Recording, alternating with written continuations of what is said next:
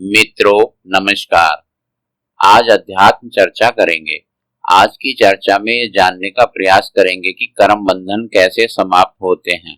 पिछली वीडियो की चर्चा को आगे बढ़ाते हुए जानेंगे कि कर्म बंधन कैसे समाप्त होते हैं। पिछला शरीर छोड़ते समय जो संचित कर्म सबसे अधिक बली होते हैं वे प्रारब्ध बन जाते हैं और उन्हीं कर्मों के भोग के लिए अगला जन्म लेने के लिए शरीर प्राप्त होता है। शरीर में मिलने वाले सुख दुख इसी प्रारब्ध के कारण होते हैं।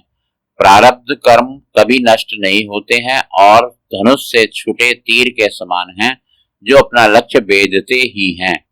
संचित कर्म जो प्रारब्ध बन चुके हैं जब तक उसका भोग पूरा नहीं होता है तब तक समाप्त नहीं होते हैं। कर्म विधान यही है। जब हम आत्मा और ब्रह्म की एकता का अनुभव कर लेते हैं तो यह अपरोक्ष ज्ञान होता है। अपरोक्ष ज्ञान के प्रभाव से कर्म बंधन समाप्त हो जाते हैं। अपरोक्ष ज्ञान तभी होता है जब अविद्या का आवरण हटता है।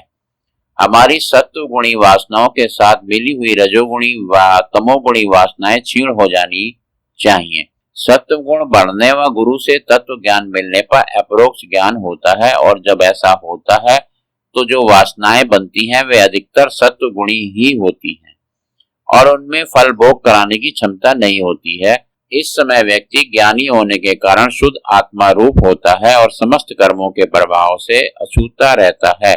उसके शरीर से कर्म होते दिखते हैं पर उसमें ज्ञानी का कर्ता भाव न होने से उसके कर्म संस्कार नहीं बनते हैं और ना कोई सुख दुख आदि फल होता है।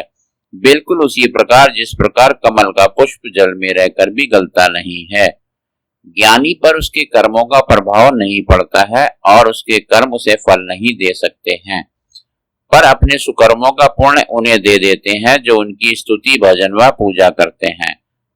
उनके पाप कर्मों का फल उनको मिलता है जो ज्ञानी की निंदा करते हैं या उसको कष्ट देते हैं।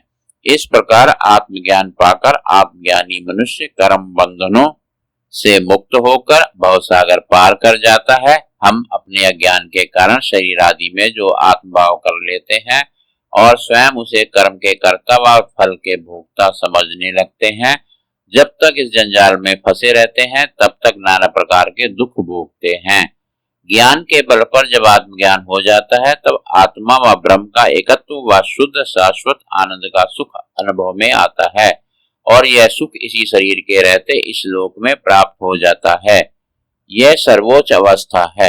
नई चर्चा और नई वीडियो के साथ कल फिर मिलेंगे। हरि ओम।